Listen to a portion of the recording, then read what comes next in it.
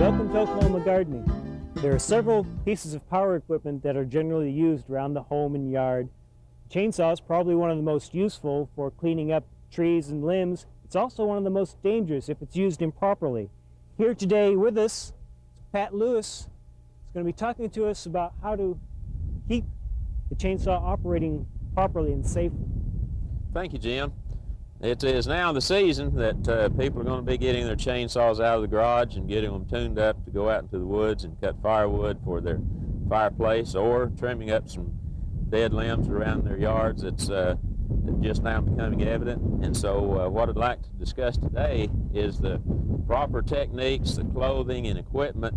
We'll go into the safety aspects of how to trim the tree down, cut it, and fell it, which will be covered by Randy Taylor later. First of all, a person should be equipped to go out in the woods because it's generally cold when a man or a woman goes to cut firewood. Thermal insulated underwear like this, or coveralls, whatever it may be, that will keep that person warm and comfortable. As long as they're warm and comfortable, it probably keeps them from getting tired and making mistakes that might not otherwise make. Right, and this is what a person has to do ahead of time so that he or she is well equipped when they get out there. The one thing too is that the person always wants to have a good heavy leather pair of gloves, because this is going to protect their hands whenever they're around the tree limbs or ever what it may be. Also keep the hands warm, fingers moving. Naturally, if you're barehanded, they're going to get cold, and that increases the chances of an accident.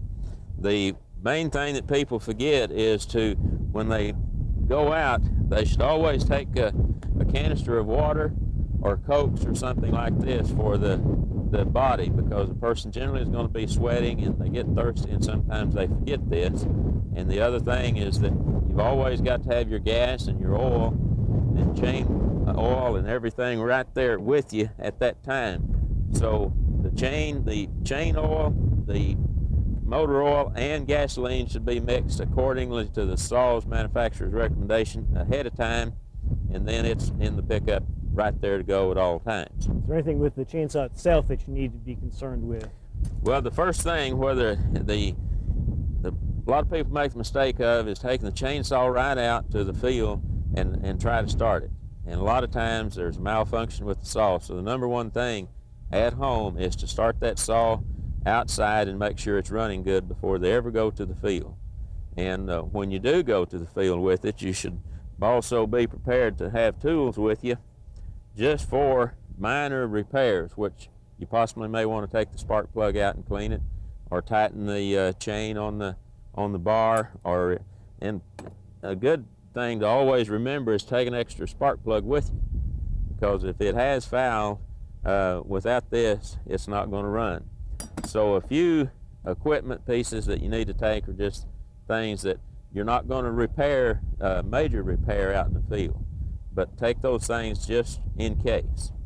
And also, the number one thing that a person wants to remember to take is the first aid kit, which it has Band-Aids and some gauze and tape and etc. that can, hopefully they'll never have to use it, but if they do, they'll have it with them.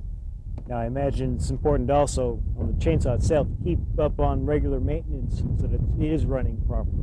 The chain should be sharp at all times, regardless if you sharpen it or you take it to a shop and have it sharpened.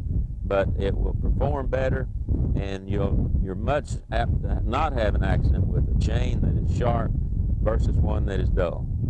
So that's the number one thing I recommend, is always keep a chain very sharp, because that is the livelihood of you and your chainsaw.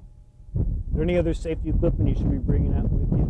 Well, yes, number one, I recommend a buddy system, Jim, whenever a person goes to the field to cut wood, preferably to take two people, because they can work together in terms of handling the wood, and if there was an accident, then that person can drive the other one back to town.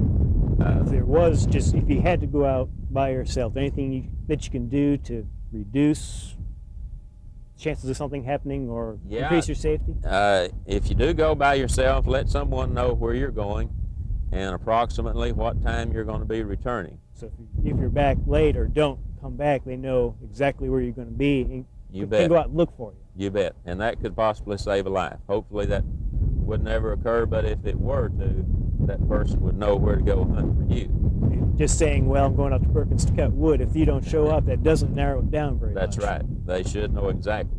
The other things that I stress whenever a person does go out, and that is that they should wear some protective goggles, and these will fit over a pair of eyeglasses such as mine.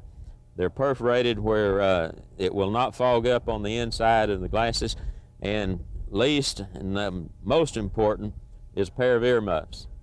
Because if you're out cutting wood for any extended period of time, and the noise of these little saws can eventually damage the eardrum, and this is what this is designed to protect. In the short term, it makes your ears not hear very well, but in the long term, it can cause permanent ear damage, can't it? Yeah, for a little bit of time of hearing that saw running, you'll hear some ringing in your ear.